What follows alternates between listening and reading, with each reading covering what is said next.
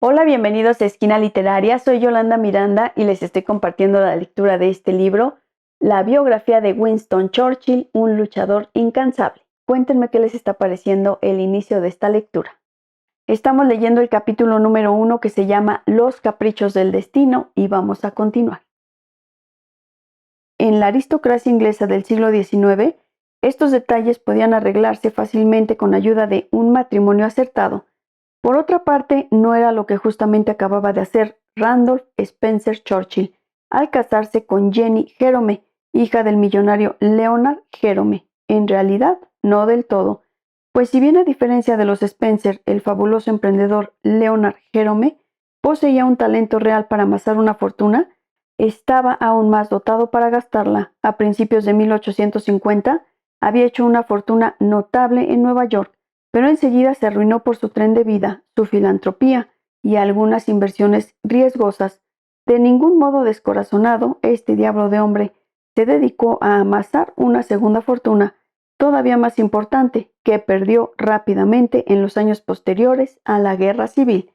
El dinero que ya no tenía le permitió, sin embargo, seguir llevando un tren de vida a lo grande, asegurarles una existencia lujosa a la esposa y las hijas instaladas en el París frívolo del Segundo Imperio y hasta ofrecerle a Jenny una dote que le procuraría confort cuando se casara con Lord Randolph. Del mismo modo que los Spencer, los Jerome parecían haber considerado siempre que ya es lo suficientemente triste ser pobre como para tener encima que sufrir privaciones. Cuando el pequeño Winston dio sus vacilantes primeros pasos por las interminables galerías del Palacio de Blenheim, lo hizo rodeado por una cantidad de reliquias marciales, armas, armaduras, estandartes, cuadros de batallas en abundancia. Era la sombra del gran Marlborough, por supuesto, y atenuada la de algunos sucesos como el tercer duque, Charles Spencer, coronel de la Guardia Real, que comandó en 1756 la malhadada expedición de Rocafort y luego la de Alemania en la que murió. Quizás, instruidos por este ejemplo, sus herederos ocuparon puestos honoríficos en el ejército y fueron más notables en las pistas de carreras que en los campos de batalla, lo que no les impidió seguir siendo fieles súbditos de la corona y apasionados por la política. El tercer duque fue nombrado Lord del Tesoro y luego en 1755 Lord del Sello Privado, función que desempeñó también su hijo George, el cuarto duque.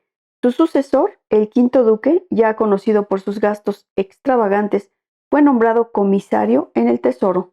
En 1867, el séptimo duque, John Winston, el padre de Randolph, fue nombrado presidente del Consejo en el gobierno conservador de Disraeli, una función en la que se desempeñó más que honrosamente. 7 años más tarde, Disraeli le ofreció el puesto de Lord Teniente, virrey de Irlanda, pero los enormes gastos de representación debían estar a su cargo y el séptimo duque de Marlborough, por razones que ya conocemos, de hombre rico no tenía nada. Por consiguiente, rechazó el honor. Cuando los duques de Marlborough no estaban ocupados en la restauración de su palacio de Blenheim, en servir al rey, en la cacería del zorro, en huir de sus acreedores o en saldar las deudas de sus hijos, se dedicaban a una ocupación tradicional: representar a su suscripción en el Parlamento. Desde hacía más de un siglo, en efecto, la gente de Woodstock reelegía al castellano o a su hijo con una fidelidad conmovedora y algunos de los elegidos se hicieron cargo del papel con mucha seriedad. Por ejemplo, el séptimo duque pasó 15 años en la Cámara de los Comunes y adquirió allí una reputación de excelente orador, un don que pronto se revelaría como hereditario. Si su hijo mayor, George, estaba demasiado abocado a obtener placer como para interesarse seriamente por la cosa pública, el menor, Randolph, descubrió desde muy temprano su vena política y un talento seguro para expresarla. En febrero de 1874 fue triunfalmente elegido en la banca familiar de Woodstock y 3 meses más tarde todo el mundo, empezando por el primer ministro Disraeli, estuvo de acuerdo en afirmar que el primer discurso en los comunes del joven diputado conservador y recién casado, Randolph Spencer Churchill, permitía augurar su futuro político. Cuando su hijo Winston, ese bello niño mofletudo, con bucles pelirrojos, comenzó a prestar mayor atención a su entorno inmediato, advirtió que mucha gente pasaba por la nueva casa de Londres de Charles Street, y que sus padres se ausentaban a menudo. De hecho, lo mundano parecía llenar la parte más importante de la existencia de Randolph y de su joven esposa. Es verdad que tenía a quien salir. Todos los duques de Marlborough fueron célebres por el lujo ostentoso de sus recepciones y la desmesura del círculo que frecuentaban.